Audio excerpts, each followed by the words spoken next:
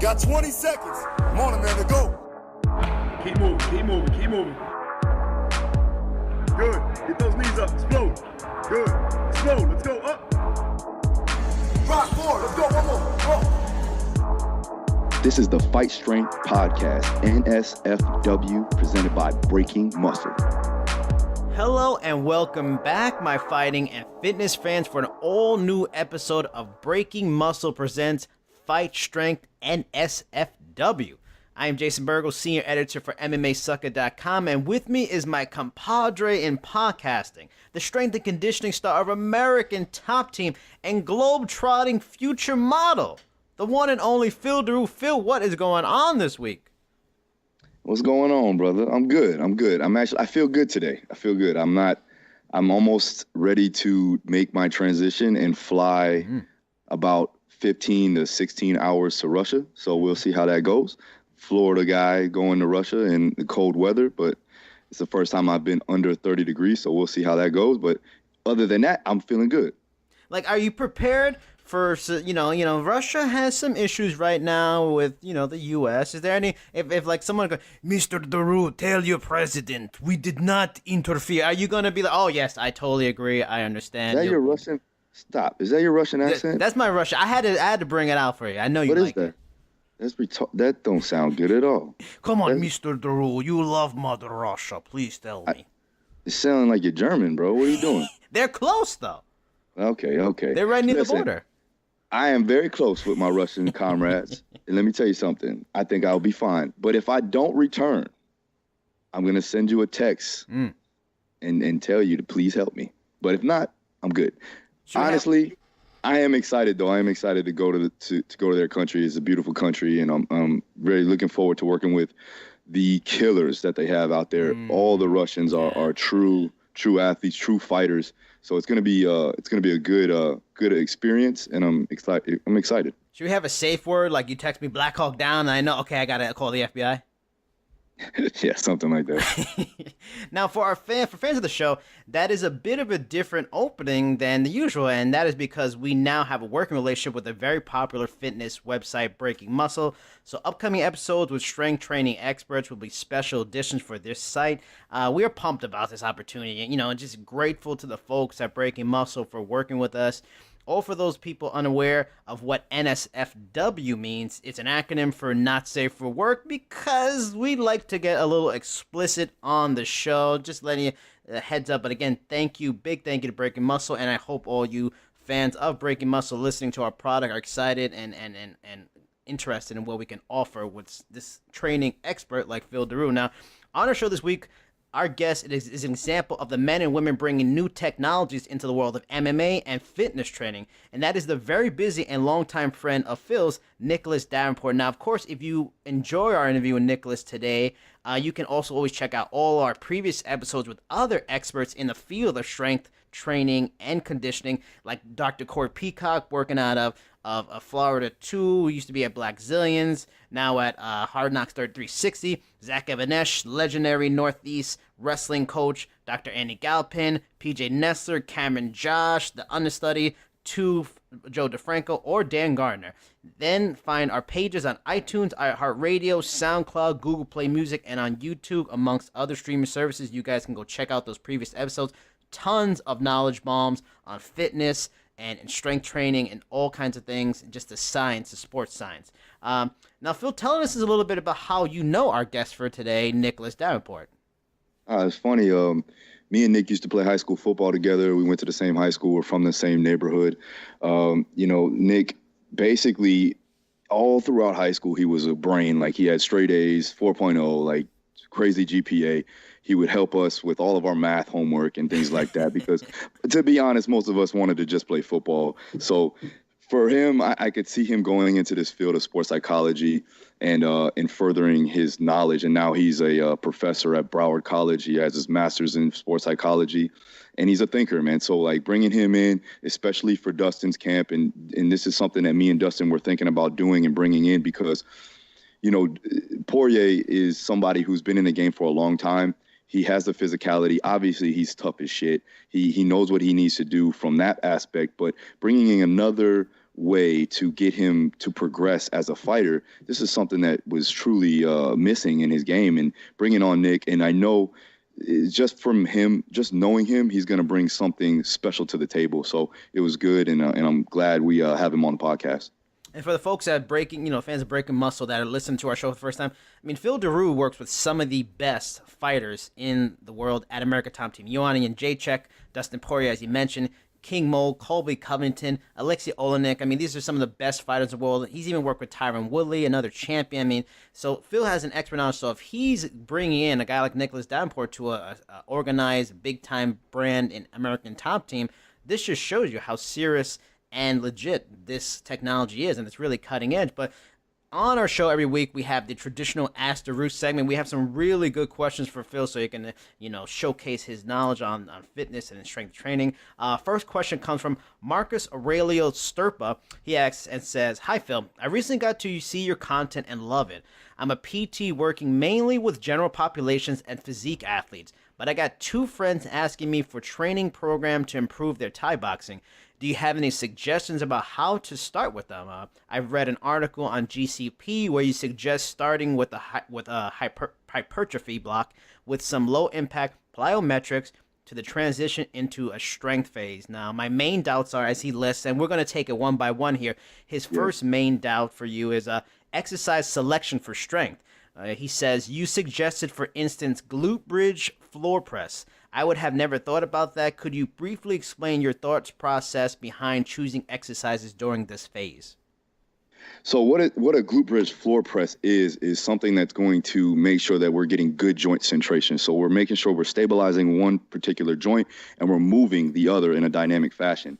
Same thing that you would be doing in a fight sequence. Because of the fact that MMA is so, it's not linear, right? We have a lot of things going on at once. So for them to be strong in uncomfortable situations, that is something that I would predict, or I would state that is a sports-specific movement. We're not talking about throwing punches with dumbbells. We're not talking about weighted kicks. I'm talking about getting in a position, an uncomfortable position, but a stabilizing position, and also having to move freely with the outer limbs. So we're talking about proximal stability with distal mobility. And that's what I always harp on in any type of all of my exercises, including my corrective exercises as well.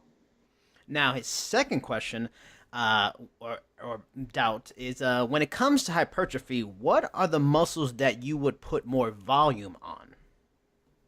It really just depends on the individual. Now, if you have, if it's the same as a bodybuilder almost, in a sense, not to say that we're trying to do bodybuilding movements with them and make them a bodybuilder, but we want to build a full body of armor.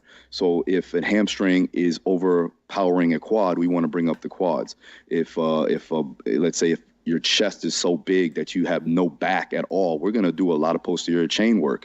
So we're just trying to build up the body and tissue strength to actually withstand a full camp. It's not so much to build massive amounts of muscle here in hypertrophy, but it's more about, joint integrity and getting them ready to withstand load throughout the entire camp and take blows that they're going to be taking. Because it's a physical sport. You have to be ready and able. Your body has to be capable of taking on those impacts.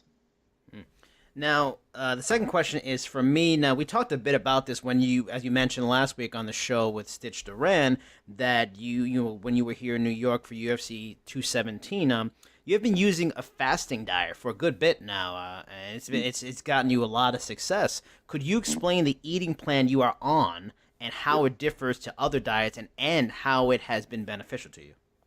I don't even like to call it really a diet, and it's not something that you would, it's not a fad diet. It's not something that you do for a certain specific amount of time. It's kind of a lifestyle change, and what you would preferably say it's something that we've been doing since the Paleolithic era back in the day.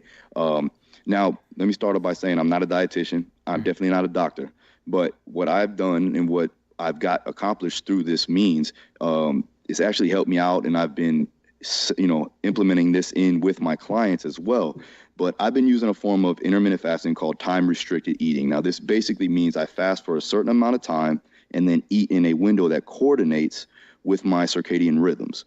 Now, I was listening to a Rogan podcast, and it was with Dr. Rhonda Patrick. She's phenomenal. She's a wealth of knowledge. So if you ever want to get anything from the biomolecular standpoint, and just go ahead and check out anything with Rhonda Patrick. But she was talking about time-restricted eating to enhance our sleep quality and digestion, along with losing, let's say, body fat. Right. So I found it interesting, and I started doing my research. I came across a professor by the name of Sachin Panda at the Salk Institute in Torrey Pines, California, who works on circadian clock methods of optimization and efficiency. He ran a study with mice and found that they eat 12 hours out of the day, or I should say out of the night, because they're nocturnal creatures. So they eat 12 hours and then they fasted for 12. What was uncovered was that they were noticeably slimmer than those who ate past that window in time. So if you ate about 15 hours, and that's primarily what a lot of human beings are doing now, is they're eating, within 15, 16, sometimes even 20 hours. And, basically you're putting your body in a high state of cortisol, and it's not allowing the body to actually calm down and get in that digest mode. You're constantly having to digest and not, fend for food. So it's just putting havoc and a lot of stress on the body. Now, this was to be true with the humans. It could bring the obesity epidemic to a staggering halt, leading into less all-cause mortality in the U.S. and a greater quality of life if we understand these processes. So he performed this study, right, on 3 groups of mice. First group ate a high-fat, high-sugar diet in a window of about 12 hours. Then they fasted for 12. The other group ate a balanced diet, just regular nutrient-dense diet with high amounts of nutrients around the clock for every 2 to 3 hours, just kind of like a standard what we've been told to do for a long time. Now, group 3 ate a calorie-dense, calorically dense nutritional diet and kept it within a 12-hour window. Now, all 3 groups consumed their food in a 12-hour window or all 2 groups that consumed their food in a 12-hour window lost body fat. And then the second group maintained body weight and had trouble sleeping. So that was the group that ate every 2 to 3 hours. The third group actually lost body fat, gained lean muscle, and improved sleep quality tremendously by about 65%. That's a big number. In essence, we are working off what are genetically predisposed to waking up, having to hunt and gather our food. So back in the day when we woke up, we didn't have food readily available right there. We didn't just get up and eat. We had to go and hunt for our food. So we had that fight or flight response and putting ourselves into that high sympathetic state. Once we consume food, our bodies tend to get weaker, stopping that rate of fat burning. So every time you consume food, your body is actually utilizing that food for fuel and not your body fat. So that's how the fat burning process actually begins to stop. If you're constantly consuming food, then you're constantly in a state of digestion, and your body is working towards that instead of burning fat for fuel, which we know, right? Studies have shown that you can go days and sometimes even weeks without losing any muscle tissue because your body is producing growth hormone. Every time you're fasting, you're producing more and more growth hormone. Your body is smart, so it's going to go and get the source that's readily available. Body fat before protein, unless you're like 2% body fat, you have some body fat to spare for fuel. They did another study finding that when someone fasts for at least 16 hours and eats in an 8-hour window, it can increase overall endurance and adherence to the fasting. So if you're an athlete, especially an endurance athlete or a combat sports athlete, eating in that 8-hour window is actually going to enhance endurance. Now, they don't know exactly what happened or what the mechanism behind that was, but they know that it's been working. They found that out in that study. And you know what? I'm trying it out now. And to be honest, I've been doing a 16-8, and I hit 2 PRs in this past microcycle that I've been working. And they were rep PRs. So they're repetition PRs, which means basically I did more reps with more weight than I've ever done before. Wow. And this is without having any carbs in my system. So there was no glycogen in there. My lactic capacity was still high, and I still had fuel to carry me through my workouts. Keep going. So for me, I want to get the most out of my fast. So I tend to do that 16 and 8 hour, feed even when I'm training. So the results that I've actually gotten was 27 pounds in about 2.5 months. Wow. And I set like those PRs, like I said. I feel better getting up in the morning. I have more energy getting up. I digest my food way better. I get to sleep. I go to sleep tired, which is actually pretty good for me because you know me with my hectic schedule. I'm always constantly thinking and things like that. But I actually get to shut down pretty much when the night hits. So that means my circadian clock is on point right now. And it's functioning at its standard rate instead of being all mixed up and mashed up. So when I used to wake up and I used to wake up at nighttime because that's, you know, what strength coaches do. They get up, it's dark, and they go to bed, it's dark. So, but for me, my circadian clock was all off. So when I woke up, I was totally tired. I was drained. I would be forgetful with a lot of things. But seeing is that when I cut my food off around 7 or 8 o'clock, I'm fully digested, so I'm not tossing and turning while I go to sleep. I'm not getting up to go to the bathroom or anything like that. And I'm waking up leaner because I've already digested my food. My body is calm, and now I'm ready to hit that, you know, that high sympathetic state and jump into that growth hormone release in that morning. So once your body adjusted, did you ever have times where past 8 or 7 that you did get hungry? Or, I mean, because your body adjusted, you just really didn't have that hunger because your body was used to maintaining that food for the next 16 hours for the next 8-hour eating period? Yeah, so mine's a little different because, you know, obviously I've cut weight before. I've cut weight all my life pretty much. So I wasn't too worried about being hungry. And a lot of people don't really understand the true meaning of hunger. People think, oh, my stomach's growling or they're bored, so they go to eat. But they don't really understand what it truly feels like to be hungry. If you ask some of those kids in Africa about how it feels to be hungry, they'll really tell you. So I think we got to get over that fact. I think it's a lot to do with the psychology of it, and really understand what it truly feels like to be hungry. But in all actuality, it probably will take you about 2 weeks to fully detox and get your body to a point where you can do that 16 hours. But I would say, you know, start off by doing a 12 on, 12 off, fasting type of approach, and then you can, you know, go in from there.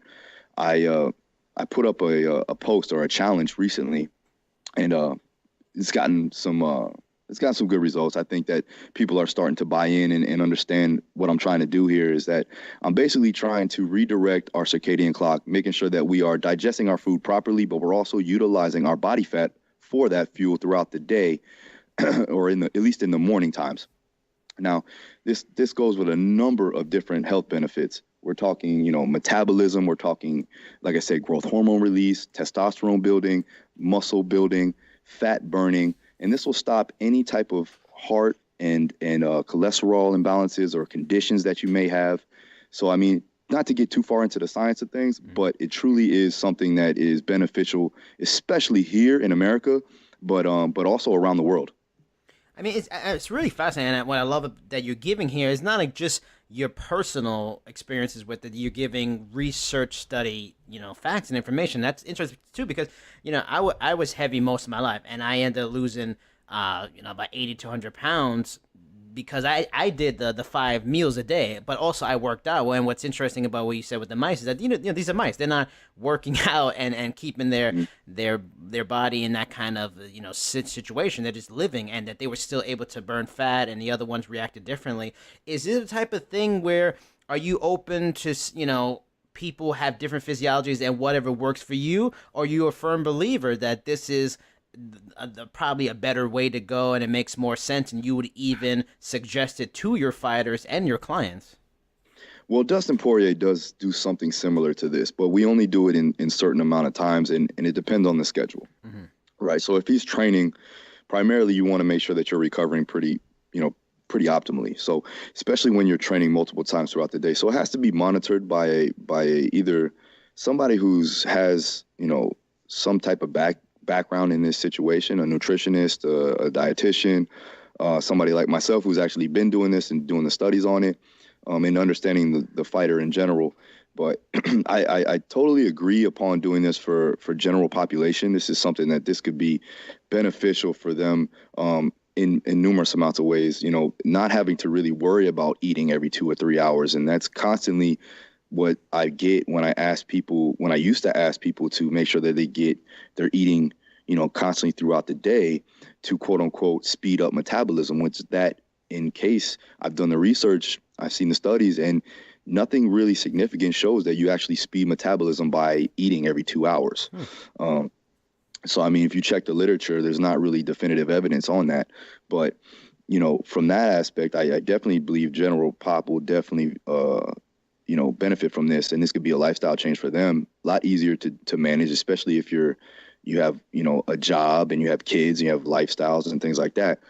When it comes to athletes, it can be done. I think it's something that's good for a detox. I think it's something that's good for, like I said, all those health benefits, and even all those, the performance benefits of the endurance and the growth hormone release. So it just has to be monitored and has to be calculated for their training. Awesome. Thank you, Mr. Daru. Appreciate it. That's it. Now for our guest, he's the founder and director of programming for Mind Body One, where their goal is to fuse the concepts of psychology, fitness, and neuroscience to create a prosperous level of wellness. He's also an adjunct professor at Broward College, where he is surely passing on his wealth of knowledge in this cutting-edge area of the industry, combining cognitive exercise with strength training. He is Nicholas Davenport. Nicholas, thank you for coming on the show with this week. We really appreciate it. Hey, no problem. I'm glad to be here. All right, Nick. So let the people know exactly your background. I know you said a little bit about it, but just go ahead and give some details to let people know who you are, because they've seen you on the countdown now. They've seen you with Dustin Poirier. They've seen you doing crazy things with these fit lights. So let the people know, man, who is Nick Davenport? Well, give you a little background. I was a former athlete myself. Me and Phil actually go way back to high school playing football. I went to college primarily for track and field, Division I. After my career ended, I wanted to stay in the field to some extent, so I got into strength conditioning. But then I furthered my education by getting a master's in sports psychology, and this is when I really started to say, I want to fuse the physical and the mental together. And that was about 2012. So since then, I've been working diligently to build a program that can do what I want to do. And Mind Body One finally came about 2016, when I finally was able to create something that made you have to think, move, and react all at the same time. So that's basically what led me up to this point. Awesome, man. So, we've worked together for a full camp with Dustin now. And what have you seen that the biggest aspects of what you do helped him in his fight last night? Well, first and foremost, I saw his composure during the whole fight, because there's a lot of times I saw Pettis would try to counter some of his moves, but it wasn't working because he was able to just move with precision regardless of what angle he was put in. And the fit light training and all the other cognitive stuff we threw at him definitely helped prepare for him. Like, for example, there's one part when I saw his right eye kind of got a little bruised and swollen, and I remember we did that drill with the goggles, and basically we literally simulated that same scenario, and Phil had the noodles, had him parry and counter different attacks from all angles, so it was kind of cool to see how that literally directly carried over to him. Yeah, I think that the fact that what the knowledge base that you have and the knowledge base that I have from a sports-specific background on top of the physicality of it, but, from a psychological standpoint, knowing what it is and how things happen in a fight and basically being able to put that together with our training and have that almost simulated in training, but to another degree, because we're throwing in so many different aspects, it just helped him stay focused and stay calm in there. And you could see it, and definitely was a great fight for Dustin too, by the way. But definitely great to have you on, man. I'm excited, and we're going to keep it going. Well, yeah, I can't wait to see what's next in store. Now, Phil's put up many videos of, you working with the ATT fighters, and like you mentioned before, you were on Countdown. For a person like me that is a novice, and this, the stuff you use and what you guys are doing is very unique, is interesting. In a way, some of the exercises look like a mix of almost like whack-a-mole and 80s game Simon, blended into a serious and legitimate workout. When you first start to get your training methods out there, was there ever any apprehension from athletes who are used to more traditional techniques? Do you ever have to kind of persuade someone, say, look, use this stuff, it's legit, it will work?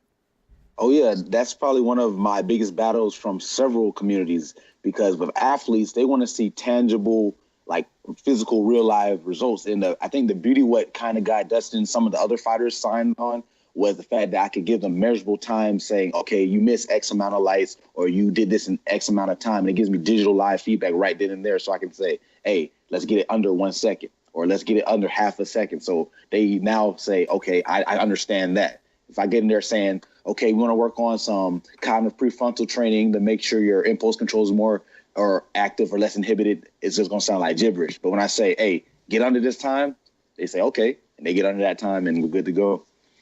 Was any of the equipment and technology used, was that any of it you kind of put together yourself, or was it just technology that was out there that just wasn't being used enough and you saw an opportunity to really, make more of it than it was at the time? It's kind of a combination of both. Like the lights, that's probably the bread and butter of our training. We use a lot of different aspects, but the Fit Light system, they're called Fit Lights, and they've been around for about, I want to say, a few years. They got popular with basketball and baseball with like Steph Curry and other MLB players, and even Jeff Gordon, race car driving. But the way we approached it with Dustin, we added not just the physical reaction of it, but we also put in the thinking aspect. For example, I might say there'll be 4 or 5 different lights of different colors, and we have to do it in a specific order. So now he has to think while moving instead of just saying a light comes on, then deactivate it. We do some of that, but that's just like the base stuff. The goal is to make him have to react all over the place, whether it's left, right, up, down, 1, 2, 3, 4 numbers. We throw all kinds of stuff in there, so he's always thinking on the fly, and his peripheral vision's always being tested. And Phil even came up with the idea of throwing like tennis balls or medicine balls at him as he's doing that. So now he's got to react to external stimulus that makes him thrown off guard, which obviously we've seen in a fight can always happen, especially with a fighter who's like Pettis, who's always trying to get the inside edge with some unpredictable movements. Mm-hmm. Now, on your website, the mindbody1.com, it mentions your GMR group training classes for a person interested in attending those classes, which I believe are located in Boca Raton, Florida. What are some of the exercises that maybe you haven't already mentioned, but some of the other possible exercises a person can actually get involved in and do and make them even better athletes?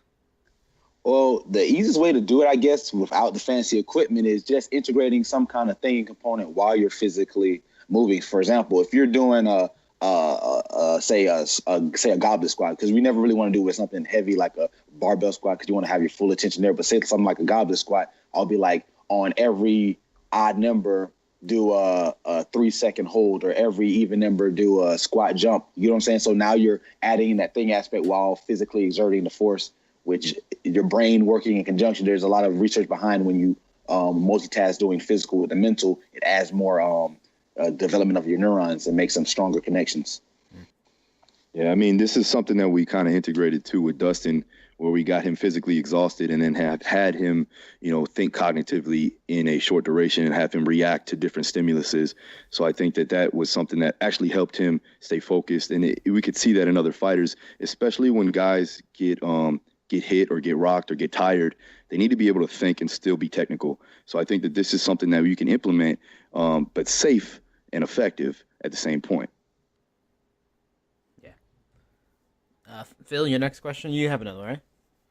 Yeah, so, Nick, what I want to do is I want to basically start off by asking you what exactly was your plan when you started with Dustin? Like when we started out, when I told you to come in and I wanted to start doing this with him, what was your plan? Did you have any expectations, or did you have like a set script that you were going to do? And how did that alter when you started working with them? And I know you changed a few things and you've added a few things. What was the baseline and what was your approach when starting with Dustin? Oh, yeah. So when we first came together, I brought the lights and I talked about some different aspects. But as it developed, I think it's because my background not being as much in fighting, I'm a nerd. I love the research. So I started watching all kinds of fights from not just Dustin, but all different fighters, and started to learn, like, what can I do, not necessarily to simulate the fight, but to simulate the situations of pressure. And as the count went on, that's when we started adding the goggles. I started bringing the concentration grids, which for those who don't know, that's basically like a word search with numbers. They're all scrambled up, and it doesn't require any physical activity, but it's very frustrating. Dustin would get frustrated, but eventually he got to the point that it wasn't bothering him anymore. Phil would throw a ball at him. I had the lights going. He would have the vision blurred, and he would have to do all kinds of mental processes without having to physically move his body. So as the count went on, we kind of shifted from both physical, but also the more stationary stuff to just have his mind to be able to react, period, regardless of the situation. Yeah. And we ended up doing this primarily on like a Monday, where a day where he needed to have he needed to be physically capable of training throughout the week, because the next day was usually a hard sparring day. So we throw that in there more for mental capacity and being able to think and actually work his mind instead of his body. So we're not physically taxing him, but he's also still getting solid work in. So when he was sitting down and doing these like little puzzles, we throw everything at him from a psychological standpoint. I turned the paper over. I think Nick, we at one point, I think we were throwing the ball. We turned the paper over. We had him counting in threes, like a bunch of shit, man. Stuff that were just really for me personally, I was like, shit, I don't even know if I can do this right now. You know what I'm saying? I was like, but you know, and to be honest, I was very impressed with the approaches that Nick brought in. And me, like I said, me and Nick do go way back. We played high school football together. Nick was always a brain. So, I mean, so I knew when I brought him in, it was going to be good. And I've been following his stuff since he started. So it was just good to bring him in and have him a part of American Top Team with my guys. Now we're working with, Santiago Ponzinibbio. We're also working with Marcia Casey. So we're getting these guys ready, man. And if they truly buy into the system, it's going to help them and they understand it. The problem is that some people, like we said, have that old school mentality where they don't really see the benefit of hitting lights, or they see the outer portion. They don't understand the root response that we're trying to accomplish here. But I think that more and more, once we start to see statistical data and the responses that we're getting with winning fights, and then obviously with the data that he has on his little laptop that he always brings over, it's going to help, man. It's going to show people that this is actually something that's beneficial for them and something that's going to break the mold. And I've seen a couple of people try to do what we do now, but I don't think that they're on that level of specificity the way we do it. And when they do, it's kind of too specific to where they're taking away technical efficiency of different types of things. I'm not going to get too into detail, but I just don't want guys throwing punches at lights that aren't, we talked about this, Nick, it's not beneficial for the fighter because it's taking them out of their technical efficiency or the way they actually, throw a punch. But they can react, and it's still the same type of stimulus when you're reacting to a certain external stimulus. Is that correct, Nick?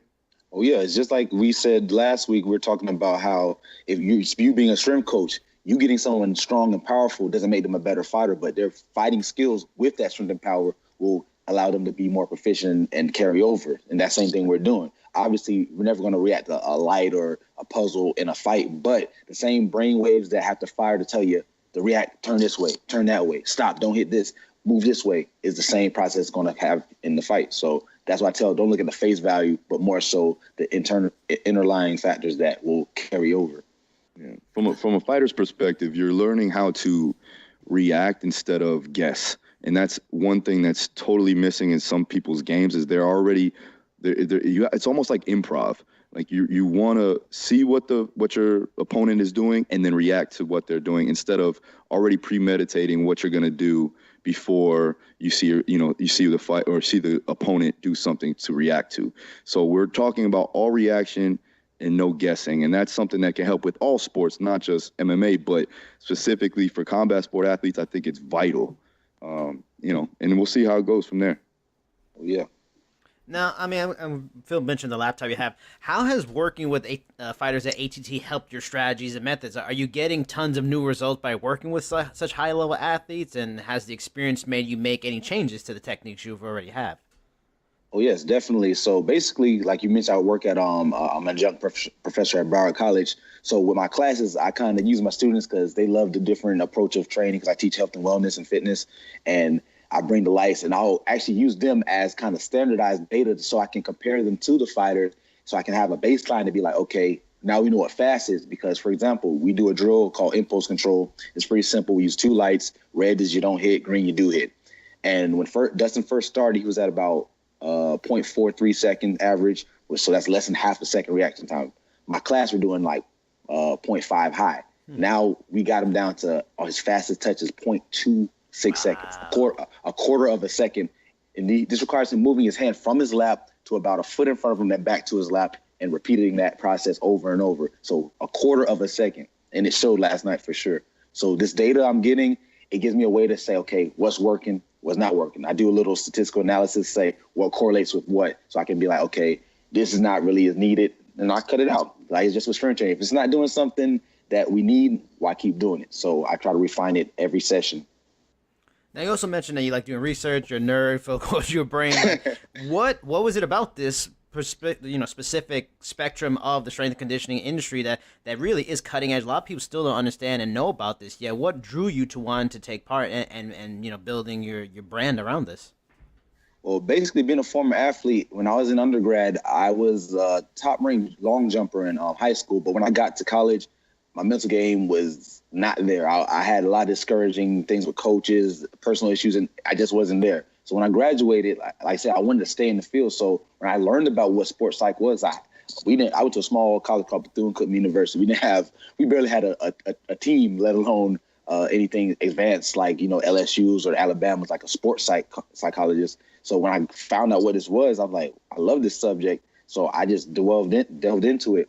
And it just told me like, okay, there's something going on with the brain when we perform. And I knew this, but I didn't understand why. And not to get too technical, what basically happens with most people, whether elite athletes or amateurs, when you're under pressure, your brain shuts off the frontal lobe, which makes all the decision making. And it just says react to whatever happens. And like Phil was saying, in fighting, we can't have that.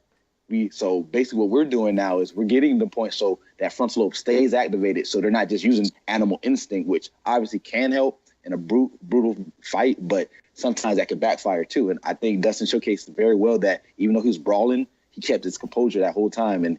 And I'm not trying to throw shots at Pez, but I think he kind of lost his composure a little bit, and it got to him. So there's a physical aspect of that mental game. So it's not just all the brain, but it's the body connection, and that's what we base our business off of. Now, you mentioned before all the football and the track field related stuff. Did you always, was your goal to eventually move into those professionally, or did you always kind of foresee you might get into this particular business down the line anyway?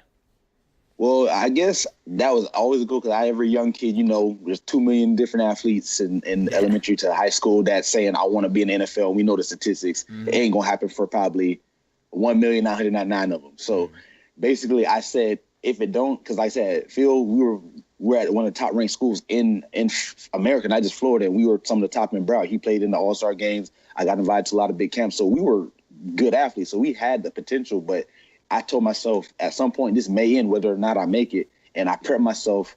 If it did come to an end, I knew what I wanted to do before it got to that point. And most athletes don't get that. And unfortunately, they say an athlete dies twice. So I had to be ready for that first funeral, Mm-hmm.